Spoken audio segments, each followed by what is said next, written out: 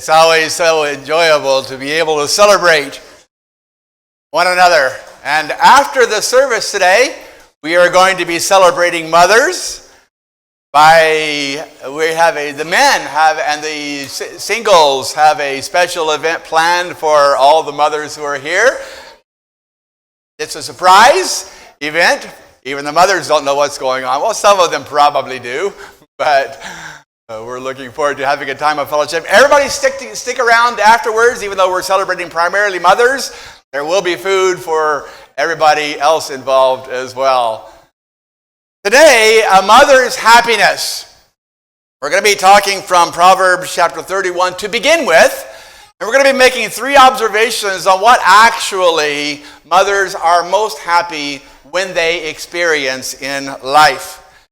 Now, you've probably read that Proverbs 31 is about the noble wife, but the reality is it's also the noble mother. And so we have select verses that point out how that passage reflects the noble mother. She gets up while it is still night. She provides food for her family and portions for her female servants. She sets about her work vigorously. Her arms are strong for her tasks. She sees that her trading is profitable and her lamp does not go out at night. She opens her arms to the poor and extends her hands to the needy. When it snows, she has no fear for her household, for all of them are clothed in scarlet.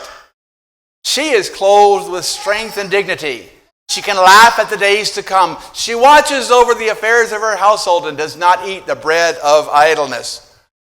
Her children arise, call her blessed. Her husband also, and praises her. Charm is deceptive and beauty is fleeting, but a woman who fears the Lord is to be praised. Now, we read that verse just a minute ago. Her children arise and call her blessed. As we have mentioned in the past, the Hebrew word for blessed and the Greek word for blessed actually mean the same thing. The Hebrew word ashar actually in the wildest sense means to be level, to be right, or to be happy. And here, her children will rise up and call her blessed means they will pronounce her happy. They will recognize that she has true joy because she is able to care for her family. So today, just 3 things that we're going to be talking about from the wisdom of the Proverbs on respecting our mothers. Number 1, never forget what your mother considers important enough to take the time to teach you. This is in the book of Proverbs. Several times it comes out in the book of Proverbs, where Solomon, the wisest man that ever lived, emphasizes, look, your mother took the time to teach you something that is important, something that is valuable. And so don't forget what your mother taught you of greatest value. Now, if you are a mother here today, that extends to let's make sure that we teach our children truths of value so that they too will not forget what it is that is truly important in life. I think I've quoted this poem before for you. This is a poem that my mother quoted to us all the time. And the poem goes, once a task you have begun, never leave it till it's done. Whether the task be great or small, do it well or not at all. And that was a truth that was ingrained in us that I personally have chosen to never forget. That's the influence of a mother. Solomon writes, listen, my son, to your father's instructions, and do not forget your mother's teaching. They are a garland to grace your head and a chain to adorn your neck.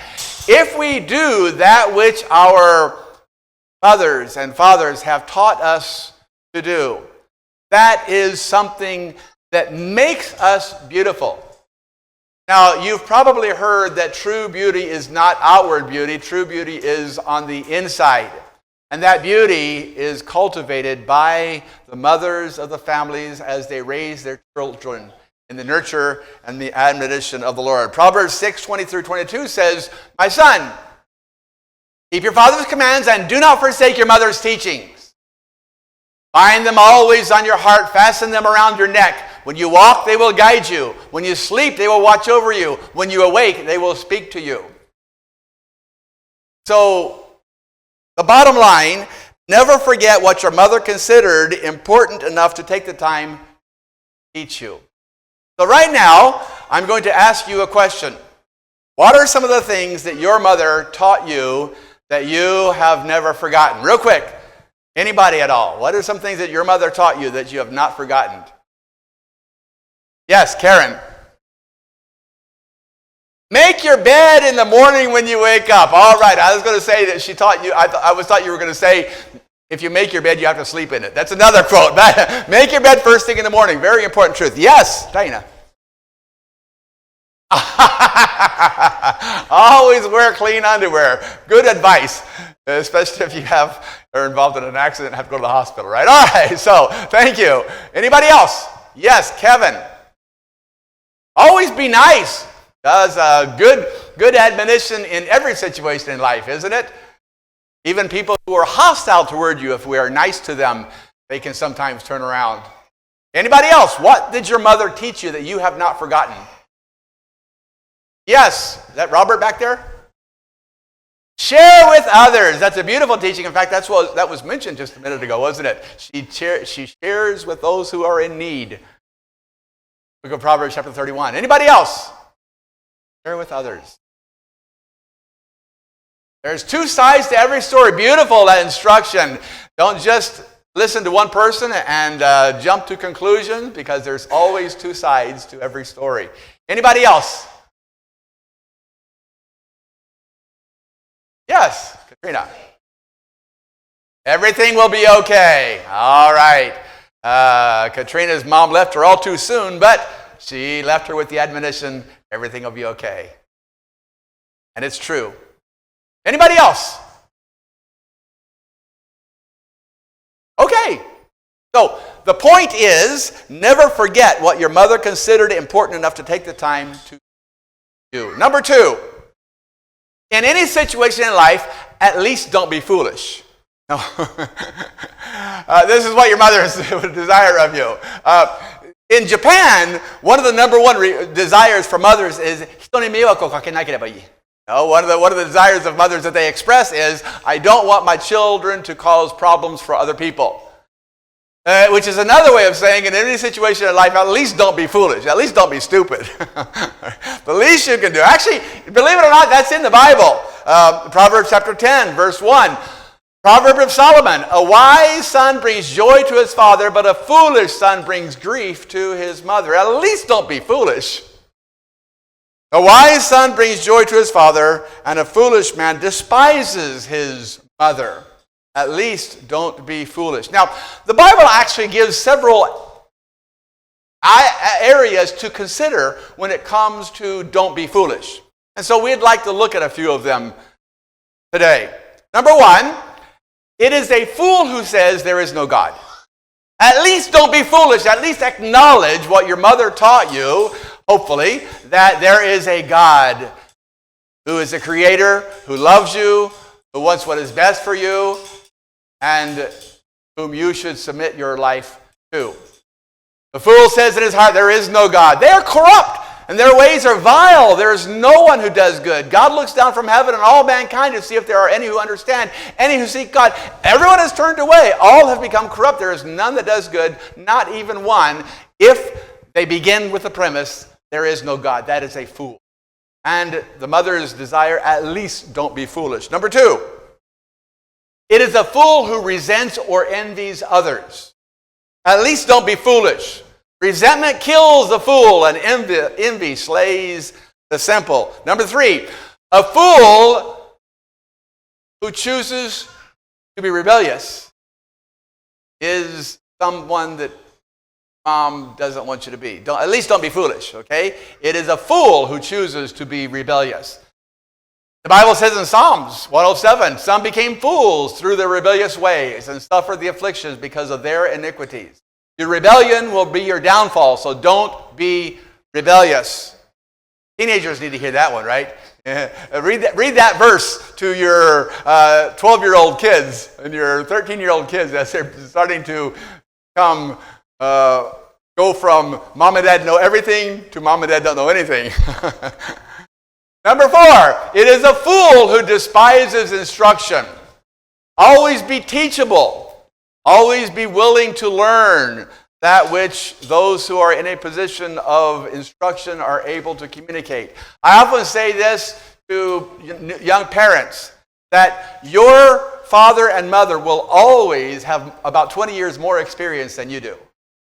So you can always go to your parents for guidance, because no matter what happens in life, your parents will always have at least, depending on, I have a cousin who had her first child when she was 17, so 17 years more experience anyway. The fear of the Lord is the beginning of knowledge, but fools despise wisdom and instruction.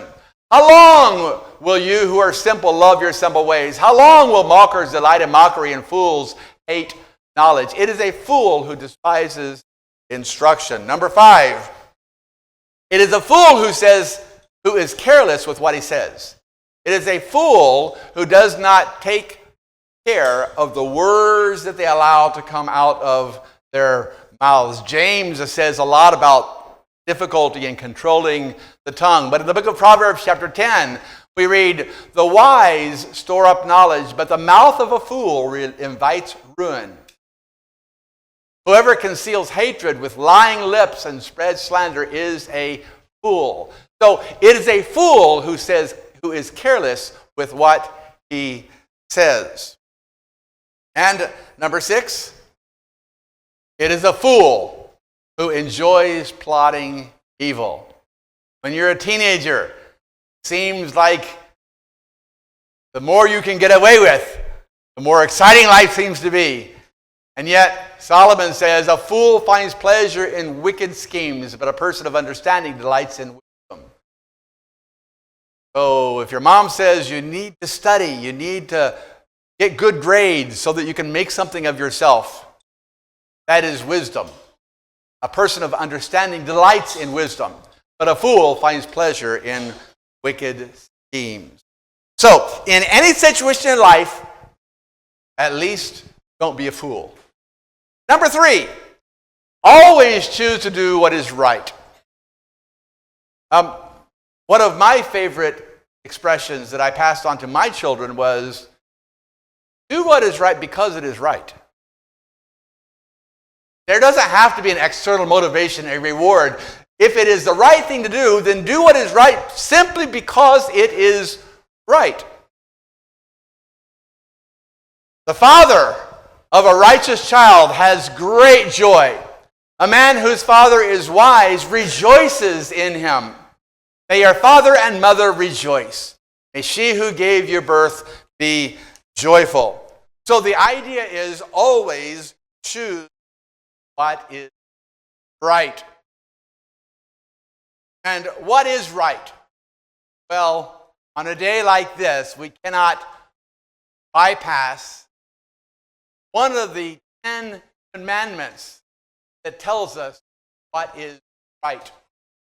One of the 10 commandments that tells us what is right is honor father, mother, so that you may live long in the land the Lord your God is giving you. What is right is that we pay respect and honor those who have responsibility raising us, admonition. So, past has been mother. Maybe in the past they're eye to eye, and some might have taken. God says, nope. Whatever the situation in life, honor father and mother, so that you may live long in the land the Lord your God is. How do we honor our parents? Well, the greatest way to honor your parents in life, in other words, do what is right. Live a life that is God. So how do we honor our parents? Learn to do right. This is, by the way, in quoting. This is not me putting points up. This is quoting Isaiah chapter 1, verse 7. Learn to do right. Seek justice. Defend the oppressed. Take up the cause of the fatherless and plead the case of the widows. When you are kind, or as someone said, nice, right? When you are nice, those who are around you, brings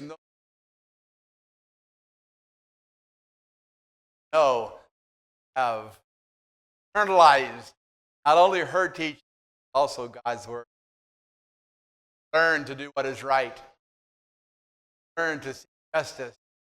Defend the oppressed. Take up the cause of the fatherless. Showing respect to our mothers involves our love in our hearts, but it also involves attitude, words, action. Talk about honor your father and your mother. Often think honor and nice things. So much more. Showing respect or involves heartfelt love, and love that results in care in the choice and what we helping the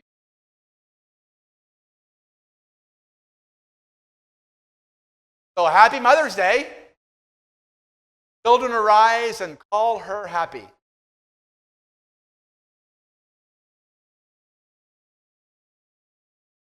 Father in heaven, thank you for this time we were able to have together, contemplating your word on admonitions concerning motherhood.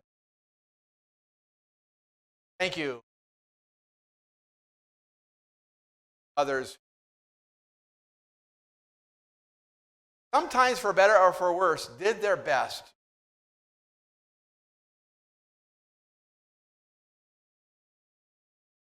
We acknowledge that not everyone is loving, gentle. We acknowledge that some are even. There are struggles in life, motherhood. But I pray that those of us, good or bad, have taken care of us, raised us, show them to protect, honor.